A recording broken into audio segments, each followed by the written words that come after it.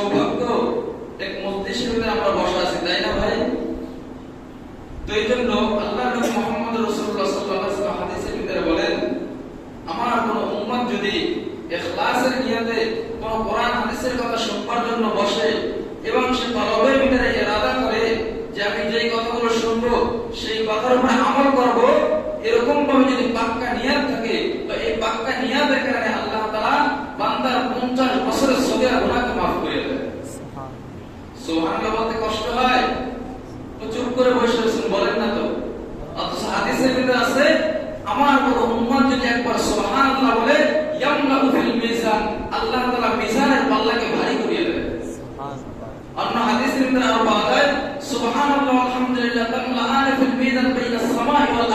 যদি কোনো বান্দা সুবহানাল্লাহ আলহামদুলিল্লাহ বলে, আল্লাহ তাআলা আসমান এবং জমিনের ভিতরে যত ফাঁকা জায়গাগুলো আছে সব জায়গাগুলো নেক দ্বারা পরিপূর্ণ করে দেয়।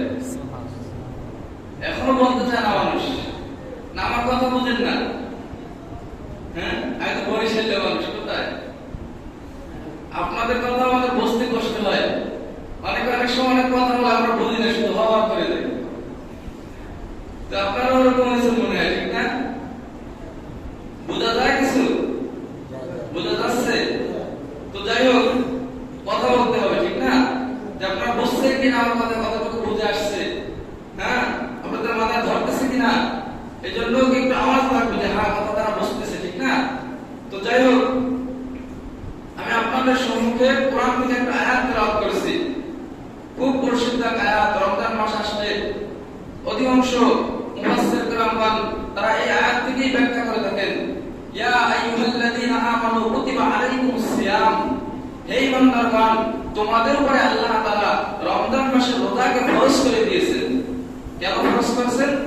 কামা কুতিবা আলাল্লাযীনা মিন ক্বাবলিকুম লাআল্লাকুম তাত্তাকুন, শুধু তোমাদের উপর রোজাকে ফরজ করে দেওয়া হয় নাই, তোমাদের পূর্ববর্তী যারা ছিল তাদের উপরে আল্লাহ তাআলা এই রমজানের রোজাকে কি করেছেন? ফরজ করে দিয়েছেন। লাআল্লাকুম তাত্তাকুন, যাতে করে তোমরা মুত্তাকি হতে পারো, তাকওয়া অর্জন করতে পারো, আল্লাহর ভয় ভীতি তোমাদের অন্তরের ভিতরে জোগাইতে পারো। এই জন্য আল্লাহ তাআলা বান্দাদের উপর রমজানের রোজা কি করেছেন? ফরজ করে দিয়েছেন। এজন্য রমজানের রোজা রাখা একটা সাধারণ বিষয় নয়। আল্লাহর নবী মুহাম্মদ রাসূলুল্লাহ সাল্লাল্লাহু আলাইহি ওয়াসাল্লাম হাদিসের ভিতরে বলেন, যদি কোনো উম্মত একটা রমজান মাসে রোজা রাখে ঈমানান ওয়া ইহতিসাবান, ঈমান ও নিয়তের উদ্দেশ্যে, আল্লাহর নবী বলেন ঈমান ও ইয়াকিনের সাথে যদি রমজানের কেউ একটা রোজা রাখে, আল্লাহ তাআলা তার থেকে ওই পরিমাণ জাহান্নামের আগুনকে দূর করিয়ে দেয়। কোন পরিমাণ? আল্লাহর নবী মুহাম্মদ রাসূলুল্লাহ সাল্লাল্লাহু আলাইহি ওয়াসাল্লাম মিসাল দিয়ে বলেন, ভাই দেখো, দুনিয়ার ভিতরে যত প্রাণী আছে, সমস্ত প্রাণীর ভিতরে দেখা যায় একটা প্রাণী আছে কাক। এই কাকটা অনেক লম্বা হায়াত পায়, শত শত বছর অনেক কাক দুনিয়ার ভিতরে কি বাঁচিয়ে থাকে। তো আল্লাহর নবী কয়, একটা কাক দুনিয়ায় ডিম থেকে ভূমিষ্ঠ হওয়ার পরে ওই কাক উড়তে উড়তে উড়তে উড়তে তার মৃত্যু পর্যন্ত যতদূর পর্যন্ত উড়তে থাকবে, বা একটা বান্দা যদি একটা রোজা রাখে, ওই একটা রোজার বদৌলতে ওই কাকটা জন্ম থেকে মৃত্যু পর্যন্ত যতদূর উড়িয়া গেল, ততদূর বান্দা থেকে একটা রোজার বদৌলতে জাহান্নামকে আল্লাহ দূরে সরায় দেয়। তাহলে একটা রোজার দাম কত? কত পরিমাণ দাম! একটা রোজা রাখলে হাজার হাজার মাইল পর্যন্ত আল্লাহ আমাদের জন্য জাহান্নামের আগুনকে কি করিয়ে দেয়? দূরে সরায় দেয়। আল্লাহ তাআলা হাদিসে কুদসির ভিতরে বলেন, as-sawmu li wa ana ajzi, ও বান্দা, রোজা হলো আমার জন্য, আর এই রোজার প্রতিদান স্বয়ং আমি নিজে আল্লাহ আমার হাত দ্বারা দিব বান্দাদেরকে। তাহলে রোজার দাম কত? রোজা রাখবো না ছাড়বো? রাখবো তো ইনশাআল্লাহ। রোজা না রাখলে তার শাস্তি কত দেখেন। আল্লাহর নবী মুহাম্মদ রাসূলুল্লাহ সাল্লাল্লাহু আলাইহি ওয়াসাল্লাম একদিন আল্লাহর নবী শোয়া ছিলেন। আল্লাহর নবী স্বপ্নে দেখতেছে, কি দেখতেছে? যে দুইজন ফেরেশতা আল্লাহর নবীর নিকটে আসলো। আসার পরে আল্লাহ রাসূলকে বলতেছেন যে, হে নবী, আপনি আমাদের সাথে চলেন। আল্লাহ রাসূলকে এই কথা বলার পরে আল্লাহর নবী ওই দুই ফেরেশতাদের সাথে হাঁটতে শুরু করলো। তো আল্লাহ রাসূলের সাথে হাঁটতে হাঁটতে হাঁটতে হাঁটতে একটা বড় পাহাড়ের নিকটে নিয়ে আল্লাহ রাসূলকে দাঁড় করাইলেন। তো ওই পাহাড়ের নিকটে আল্লাহ রাসূলকে দাঁড় করানোর পরে ওই দুই ফেরেশতা বলতেছে, স্বপ্নে কিন্তু বাস্তবে না, আল্লাহ রাসূলকে বলতেছে যে আপনি পাহাড় পার করে উপরে উঠে যান। তখন আল্লাহ রাসূল বলতেছিলেন, আমি রোজা রাখছি, আমার দ্বারা সম্ভব না, কিভাবে আপনি পাহাড় পার করে উপরে উঠবো? তখন ওই দুই ফেরেশতা বলতেছিলেন যে আপনি পাহাড়ে উঠবেন, আপনার জন্য আমরা আসান করে দেব, অর্থাৎ আপনি উঠতে থাকবেন, আপনার দুই বাহু ধরে আমরা আপনাকে আলগায় উপরের দিকে উঠে নিয়ে যাব। তো এই কথা বলার পরে আল্লাহ রাসূল সাল্লাল্লাহু আলাইহি ওয়াসাল্লাম দুই বাহু ধরিয়া আল্লাহ রাসূলকে পাহাড়ের চূড়ায় উঠে নিয়ে গেলেন। তো পাহাড়ের চূড়ায় উঠানোর পরে আল্লাহর নবী মুহাম্মদ রাসূলুল্লাহ সাল্লাল্লাহু আলাইহি ওয়াসাল্লাম দেখতেছেন যে কিছু সংখ্যক লোক তারা দাঁড়ায় রয়েছে, তাদের গালের দুই পাশ থেকে করাত দিয়া কাটা হইতেছে, আর তাদের গাল থেকে রক্ত প্রবাহিত হচ্ছে। তো আল্লাহর নবী জিজ্ঞাসা করলেন, এই সমস্ত ব্যক্তি কারা? এরা হলো ওই সমস্ত ব্যক্তি যারা রমজান মাসে রোজা রাখে নাই, যারা রমজান মাসে রোজা রাখে নাই, যারা রোজার কদর করে নাই, বরং মাসে কি করেছে? রমজান মাসে রোজাকে তারা বেইজ্জতি করেছে, এই জন্য আল্লাহ তাআলা তাদের জন্য এই শাস্তি রাখিয়ে দিয়েছেন। তারপরে আল্লাহ রাসূল সাল্লাল্লাহু আলাইহি ওয়াসাল্লামের অবস্থা দেখার পরে আল্লাহর নবী তিনি আরো সামুদ্রিক অতিক্রম করতেছিলেন। আরো সামুদ্রিক অতিক্রম করার পরে আল্লাহর নবী মুহাম্মদ রাসূলুল্লাহ সাল্লাল্লাহু আলাইহি ওয়াসাল্লাম দেখতেছেন যে বিকট একটা আওয়াজ আসতেছে, বিকট কান্নার আওয়াজ। তো আল্লাহ রাসূল জিজ্ঞাসা করলেন যে আওয়াজটা কোথা থেকে আসে? তখন ফেরেশতারা জবাব দিল, ও পয়গম্বর, এই আওয়াজটা হলো যারা দুনিয়ার ভিতরে রোজা রাখতো ঠিকই, কিন্তু রোজা রাখছে নামাজ ঠিকমতো পড়ে নাই, রোজা রাখছে মন চা ভাঙিয়ে ফেলাইছে, রোজা রাখছে গালিগালাজ করছে, এরা হলো ওই সমস্ত ব্যক্তি রোজাও রাখছে তারপর তাদের জন্য আল্লাহ তাআলা কি আযাব অবধারিত করিয়ে রাখছে। তার কারণ তারা রোজা রাখছে কিন্তু রোজার কদর পরিপূর্ণ করেন নাই। এজন্য হাদিসের ভিতরে আল্লাহ রাসূল বলেন, রমজান মাসে রোজা রাখবা, রাখার পরে যদি তোমাকে কেউ কতল করে, তোমাকে কেউ যদি গালিগালাজ করে, তুমি বলিয়া দাও যে আনা সাইমুন, ভাই আমি রোজাদার, আমার সাথে গালিগালাজ করিও না, আমাকে গালমন্দ করিও না, খারাপ কথা বলিও না, এরকম তাকে বলিয়া দাঁড়ায় দাও। যদি রমজান মাসে গালিগালাজ করা যাবে, অযথা কথা বলা যাবে? রমজান মাসে কি করব? বেশি বেশি সুবহানাল্লাহ, আলহামদুলিল্লাহ, আল্লাহর নবী মুহাম্মদ রাসূলুল্লাহ সাল্লাল্লাহু আলাইহি ওয়াসাল্লাম বেশি বেশি দুরূদ পড়া। দুরূদ পড়লে কি হবে? ইস্তিগফার পড়লে কি হবে? তাসবিহ পড়লে কি হবে? দেখেন আল্লাহ তাআলা কোরআনের ভিতরে বলেন, মান জাআ বিল হাসানাতি ফালাহু আশরু আমসালিহা। আল্লাহ বলেন আমার কোন বান্দা যদি একটা নেক কাজ করে, একটা নেক কাজের বদৌলতে আমি বান্দার আমলনামায় 10টা নেকি লিখি। কয়টা? 10টা। এখন আসেন, এই রমজান মাসে যদি একটা নেক কাজ করে তাহলে কি বান্দার আমলনামায় 10টা নেকি লেখা হয় না তার থেকে অধিক পরিমাণ নেকি লেখা হয়? কত নেকি লেখা হয়? অধিক পরিমাণ নেকি লেখা হয়। এই রমজান মাসে এক একটা নেক কাজ, সাধারণ অবস্থায় একটা নেক কাজ করলে 10টা নেকি, আর এই 10টা নেকিকে আরো 7 দ্বারা গুণ করলে 70 হবে, 70 দ্বারা গুণ করলে 700 হবে। এই একটা নেকির বদৌলতে আল্লাহ তাআলা রমজান মাসে একটা নেকির কারণে 700 পর্যন্ত বান্দার আমলনামায় নেকি লিখিয়ে দেয়। সুবহানাল্লাহ। হাদিসের ভিতরে আল্লাহর নবী আরো বলেন, রমজান মাসে যদি কেউ একটা নফল ইবাদত করে, এই নফল ইবাদতের দাম হবে কত? রমজান মাসে একটা নফল ইবাদত করলে আল্লাহ তাআলা বান্দার আমলনামায় একটা ফরজের সমতুল্য সওয়াব দান করিয়ে দেয়। সুবহানাল্লাহ বলতে কষ্ট হয়? কি বলছিলাম? একবার যদি বান্দা সুবহানাল্লাহ বলে আল্লাহ তাআলা জান্নাতের ভিতরে একটা ফলগাছ তৈরি করে দেয়। হাদিসের ভিতরে আল্লাহ নবী বলেন, একবার সুবহানাল্লাহ বলার দ্বারা জান্নাতের ভিতরে আল্লাহ যে ফলগাছ তৈরি করে দেয়, ওই গাছের ছায়া এত বড় হবে, এত বড় হবে, আর বান্দা যদি দেখতে থাকবে যে একটা দ্রুত গোনা 500 বছর পর্যন্ত গাছের ছায়া থেকে দৌড়াবে দৌড়াবে দৌড়াবে, তারপরেও একবার সুবহানাল্লাহর বদৌলতে জান্নাতের ভিতরে যে ফল গাছ পাইছে, এই ফল গাছের ছায়া শেষ করতে পারবে না। এজন্য তাসবিহ বললে সওয়াব আছে না নাই? এজন্য বেশি বেশি সুবহানাল্লাহ, আলহামদুলিল্লাহ, লা ইলাহা ইল্লাল্লাহ, আল্লাহু আকবার পড়া যাবে তো ইনশাআল্লাহ? হ্যাঁ, দেখেন আমরা তো সুস্থ সবল, তারপরেও আমরা মাওলা পাকের জিকির আমাদের জবান দ্বারা করতে চাই না। অথচ আল্লাহর একজন পয়গম্বর হযরত আইয়ুব আলাইহিস সালাতু ওয়াস সালাম, আল্লাহ তাআলা তাকে কুষ্ঠ রোগ দিয়ে আল্লাহ তাআলা তার সমস্ত শরীরকে ছারখার করে ফেলাইছিলেন। তার পা থেকে মাথা পর্যন্ত পোকে খাইতে খাইতে পুরো শরীরকে নষ্ট করে ফেলাইছে। তার একাধিক স্ত্রী ছিল, তার শরীর থেকে দুর্গন্ধ আসতো, তার একাধিক স্ত্রীরা তার থেকে তালাক নিয়ে পর্যন্ত চলে গেছে, কারণ তার শরীর থেকে দুর্গন্ধ আসে। তো এই আইয়ুব আলাইহিস সালাম কুষ্ঠ রোগ অসুস্থ অবস্থা নিয়ে সমস্ত শরীর পোকে খেয়ে ফেলাইতেছে, তারপর আইয়ুব আলাইহিস সালাম তার জবান দ্বারা শুধু আল্লাহ আল্লাহ নাম উচ্চারণ করতেছিল। এমন তো অবস্থায় তাকায় দেখে যে আইয়ুব আলাইহিস সালাম তাকায় দেখতেছে যে তার সমস্ত শরীর পোকায় খাইতে খাইতে খাইতে খাইতে একবার তার জিহ্বার পর্যন্ত পোকায় জড়িয়ে ফেলাইছে। তখন আইয়ুব আলাইহিস সালাম আল্লাহকে ডাকে বলেন, আল্লাহ এই জিহ্বাটা দ্বারা তোমার নাম ডাকতেছিলাম, আল্লাহ আল্লাহ বলে ডাকতাম, আমার মনটাকে সান্ত্বনা দিতাম, পুরো শরীরটা পোকে খায় ফেলাইলো, আজকে যদি আমার জিহ্বাটাও পোকে খায় ফেলায় তাহলে কেমনে তোমার আল্লাহ বলে ডাক দিব? আফসোস লাগে মুসলমান। অথচ সেই আল্লাহর নাম নিতে আমাদের লজ্জা লাগে। একবার দয়া লাগে, মায়া লাগে, আল্লাহর ডাকতাম তো আল্লাহ, তারপরে ডাকতাম আল্লাহ, আল্লাহ শুনে অবশ্যই শোনে।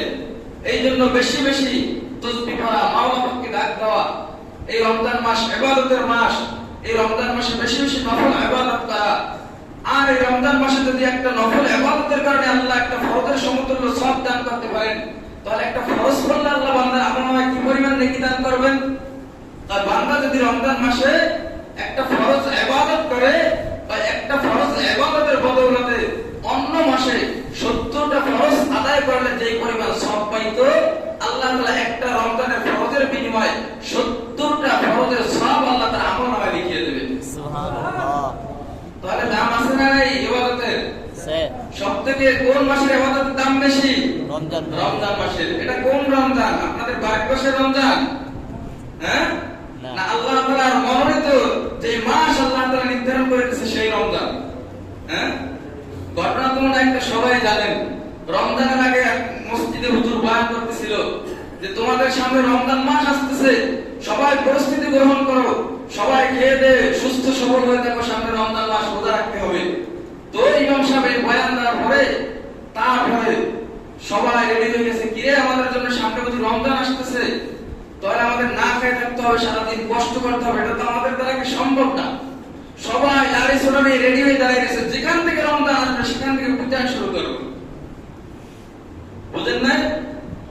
তারপরে দেখতেছে যে কিছু দূর থেকে একটা লোক কিছু গরু নিয়ে আসতেছে, হাতে একটা লাঠিও আছে, গরুর রাখাল। তো তারা জিজ্ঞেস করছে, ভাই তোমার নাম কি? আমার নাম রমজান। এই তো খেলা জমে গেছে, মানুষ উড়ে দিয়ে বাড়ি দেওয়া শুরু করছে। তাহলে এটা কি সেই রমজান না আল্লাহ তাআলা মনোনীত যে মাস আল্লাহ নির্ধারণ করে দিয়েছে সেই রমজান? হ্যাঁ, আল্লাহ তাআলা মনোনীত নির্ধারণকৃত মাস রমজান মাস, ঠিক না? এটা আপনার আমার বাড়ির পাশের রমজান ভাই না। এজন্য রমজান মাসে ইবাদত করলে তার সওয়াব আল্লাহ তাআলা নিজের হাত দ্বারা দান করবেন। এজন্য রমজানে ইবাদত বেশি বেশি করা যাবে তো। অনেক পরিবারের ভিতরে দেখা যায় নিজের সন্তান যদি ছোট হয়, মা বাবা তাদেরকে রোজা রাখতে দেয় না, আছে না নাই? আছে, এরকম আছে। অথচ দেখেন সাহাবায়ে কেরাম রাদিয়াল্লাহু তাআলা আনহুম বড় বড় বুজুর্গ, তারা ছোটবেলা থেকে রোজা রাখার প্রশিক্ষণ দিয়েছেন, রোজা রাখছেন। আর অথচ আজকে আমরা একটু ক্ষুধার যন্ত্রণায়, শুধু বাচ্চাদের কথা কি বলবো, কত বৃদ্ধ মানুষ আছে, যুবক মানুষ আছে, সবল, সবকিছুই করতে পারে, কাজ পাস শক্তি আছে, সামর্থ্য আছে, সেও রোজা রাখে না। এরকম মানুষ নাই? বহুত আছে। তাহলে ওই যে রোজা না রাখলে কি শাস্তি তা তো বললাম। তো এই রমজান মাসে কত মানুষ আছে রোজা রাখে না, আল্লাহ তাআলা ইবাদত করে না, বরং নাফরমানিতে কাটায় দেয়। হাদিসের ভিতরে আসছে, আল্লাহ নবী বলেন, যারা রমজান মাস পাইলো গুনাহ মাফ করাইতে পারলো না, তাদের প্রতি আল্লাহর লানত, আল্লাহর রাসূলের লানত, সমস্ত পৃথিবীর মাখলুকাতের লানত। অথচ তাকায় দেখেন আল্লাহ তাআলা আমাদেরকে কত দামি বানায় পাঠাইছেন। এই উম্মাত একটা নেক কাজ করলে আল্লাহ কত নেকি দান করেন। আল্লাহ কোরআনে বলেন, ওয়ালাকাদ কাররামনা বানি আদম ওয়া হামালনাহুম ফিল বাররি ওয়াল বাহরি ওয়া রাযাকনাহুম মিনাত তাইয়্যিবাত ওয়া ফাদ্দালনাহুম আলা কাসীরিন মিম্মা খালাকনা তাফদীলা। এই বান্দা তোরে কেমন সম্মানী করে বানাইলাম, কেমন দামি করে বানাইলাম। ওই পৃথিবীর ভিতরে যত মাখলুকাত দেখো, সব মাখলুকাতের থেকে দামি বানায় আমি আল্লাহ তোরে বানাইছি, পাঠাইছি। তাহলে মানুষ দামিও, আবার যদি মানুষ নিজের দাম পায়, নিজের মান পায়, যদি নিজের সম্মান, নিজের ইজ্জত যদি ধরিয়া না রাখতে পারে, তাহলে ওই মানুষটা পরিবর্তিত হয়ে যায় 1400 বড় জন্তুর মতো, ঠিক না? তো এই জন্য আল্লাহ তাআলা সম্মানিত করে আমাদেরকে পাঠাইছেন। এই সম্মান যদি ধরে রাখতে হয়, তাহলে আমাদের নেক কাজ করতে হবে। কি করতে হবে? নেক কাজ করতে হবে। নিজেরা রোজা রাখবো, নিজের ছেলে সন্তানদেরকে রোজা রাখাইবো। দেখেন আজকে 40-50 বছর বয়স হয়ে যায়, তারাও রোজা রাখে না, রোজা ভাঙিয়ে ফেলায়। কি উপায় হবে কিয়ামতের ময়দানে? একটা রোজার মধ্যে কি পরিমাণ শাস্তি। নিজের ছেলে সন্তানরা রোজা রাখতেছে, অনেক আছে মা বাবা বারণ করে, না সন্তান রোজা রাখিও না, ক্ষুধা লাগবে, শরীরটা শুকায় যাবে, হ্যাঁ অসুস্থ হয়ে পড়বে, রোজা রাখিও না। এরকম বলে কি বলে না? এরকম আছে না? অথচ দেখেন ওই মায়া নবী রাহমাতাল লিল আলামিন, ওই শিশু বয়স থেকে তার জীবনে কত কষ্ট করে কাটাইছেন। যেই নবী মুহাম্মদুর রাসূলুল্লাহ সাল্লাল্লাহু আলাইহি সাল্লাম ওই ছোটবেলা থেকে কত মুজাহাদা করছেন একটু দেখেন। আল্লাহ নবী ক্ষুধার যন্ত্রণায় পেটে 7টা পাথর পর্যন্ত বাঁধছেন।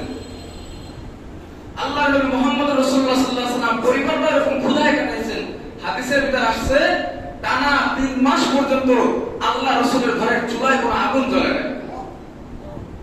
জিজ্ঞাসা করা হয়েছে, সাহাবায়ে কেরাম জিজ্ঞাসা করলেন, ও নবী আপনি কি খাইতেছেন? কারণ 3 মাস পর্যন্ত আপনার চুলায় কোনো আগুন নাই, ক্ষুধায় কাটাইতেছেন।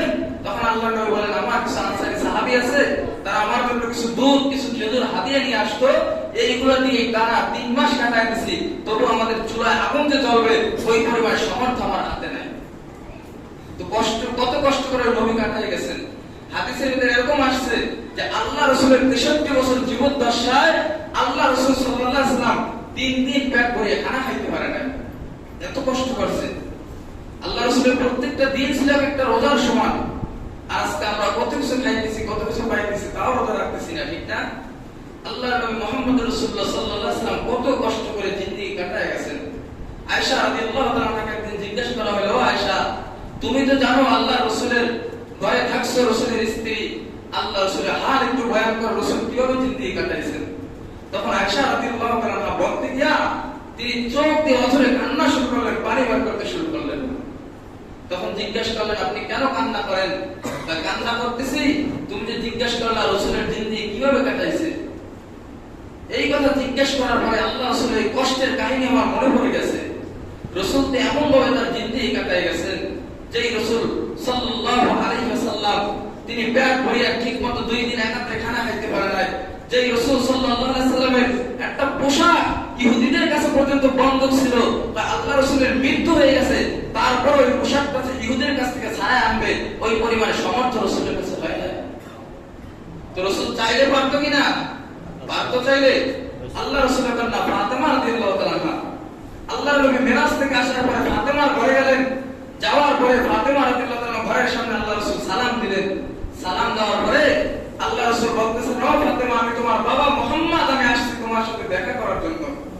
ও বাবা আপনি যে আমার সাথে দেখা করবেন, আমার শরীরে সেই পরিমাণ ভালো পোশাক নাই যে আপনার সামনে আমি আসবো। তো আল্লাহ রাসূল সাল্লাল্লাহু আলাইহি সাল্লাম তার শরীরের ভিতরে 2টা চাদর পরা ছিল। তো আল্লাহ রাসূল সাল্লাল্লাহু আলাইহি সাল্লাম একটা চাদর খুলিয়া আয়েশা ফাতেমা রাদিয়াল্লাহু তাআলাকে দিলেন। ফাতেমা রাদিয়াল্লাহু তাআলা ওই চাদর দ্বারা তার শরীর আবৃত করে তারপরে আল্লাহ রাসূলকে ঘরে ডাকলেন। আল্লাহ রাসূল ফাতেমা রাদিয়াল্লাহু তাআলা এই দুজন একত্রে বসলেন। ফাতেমা রাদিয়াল্লাহু তাআলা বলতেছিলেন, আল্লাহ রাসূলের কাঁধের উপরে মাথা রেখে, ও পয়গম্বর তাকায় দেখেন এমন এক ব্যক্তির সাথে বিবাহ দিয়েছেন হযরত আলী রাদিয়াল্লাহু তাআলা, তিনিও বড় গরীব মানুষ। তাকায় দেখেন আজকে কতদিন হয়ে যায় চুলায় কোনো আগুন নাই, হাসান হোসেন পর্যন্ত কান্না করতেছে, তাদেরকে চুলার উপরে গরম পানি রাখিয়া তাদেরকে সান্ত্বনা দিতেছে, বাবা একটু পরে খানা হবে তোমাদেরকে খাওয়াইবো। এরকম করতে করতে বহুত দিন চলে গেল, কিন্তু তাদেরকে খানাও দিতে পারতেছি না। এই কথা বলার পরে আল্লাহ রাসূল সাল্লাল্লাহু আলাইহি ওয়াসাল্লাম কান্না করতেছিলেন। হাসান হোসেন রাদিয়াল্লাহু তাআলা আল্লাহ রাসূলকে বলেন, ও মায়ার নবী আজকে যদি আপনি আমার কন্যার বিচার না করেন, আজকে যদি আপনি আপনার কন্যার বিচার না করেন, ও পয়গম্বর আপনাকে আমরা কোনদিন নানা বলে ডাক দেব না। কই কেন নাতি কি বিচার করব বলো? কই ও নানা তাকায় দেখেন আপনার কন্যা ফাতেমা রাদিয়াল্লাহু তাআলা আনহা আজকে 1 সপ্তাহ যাবত আমাদের পেটের ভিতরে কোনো খানা দেয় না, এরকম ক্ষুধায় কাটায় দিতেছি, আমাদের আর সহ্য হয় না গো মায়ের নবী। এই কথা বলার পর আল্লাহর নবী মুহাম্মদ রাসূলুল্লাহ সাল্লাল্লাহু আলাইহি ওয়াসাল্লাম বলতেছেন, ও হাসান হুসাইন তাকাতাক তোরা আজকে 3 দিন পর্যন্ত কিংবা 1 সপ্তাহ পর্যন্ত কোনো খানা খাও না, তোরা পেটের ভিতরে 2টা পাথর বাঁধছো, অথচ আমার মায়ের নবীর খবর নাও নাই। আমি মায়ের নবী আজকে 7 দিন পর্যন্ত ক্ষুধার্ত, আমি মায়ের নবীর পেটের ভিতরে ক্ষুধার যন্ত্রণায় পাথর বাঁধছি, আমার মায়ের নবীর কোনো খানার আয়োজন নাই। আমি নবীকে হযরত আবু বকর রাদিয়াল্লাহু তাআলা 2টা খেজুর হাদিয়া দিয়েছে, ওই খেজুর 2টা আমি হাসান হোসেন তোর জন্য নিয়ে আসছি, তোরা খাবি আর তোদের পেটকে সান্ত্বনা দিবি। কত কষ্ট কাটাইছেন। এরকম জিন্দেগি আমাদের আছে ভাই? নাই। সাহাবায়ে কেরাম কত কষ্ট কাটাইছেন। হযরত আব্দুল্লাহ আনসারী রাদিয়াল্লাহু তাআলা তার জীবনের শুরু থেকে শেষ পর্যন্ত সে আর তার স্ত্রী একটা পোশাক দ্বারাই কাটায় গেছেন, 2টা পোশাক আর তাদের হয় না। এরকম জিন্দেগি আমাদের আছে? নাই। অথচ তারা কত কষ্ট করছেন। এই জন্য ভাই সময় সংক্ষেপ, জুমার দিন আর সেরকম লম্বা চড়া আলোচনা করা যায় না। যেহেতু রমজান মাস আমাদের সামনে আসছে, গুনাহ মাফের মাস। এটা কিসের মাস?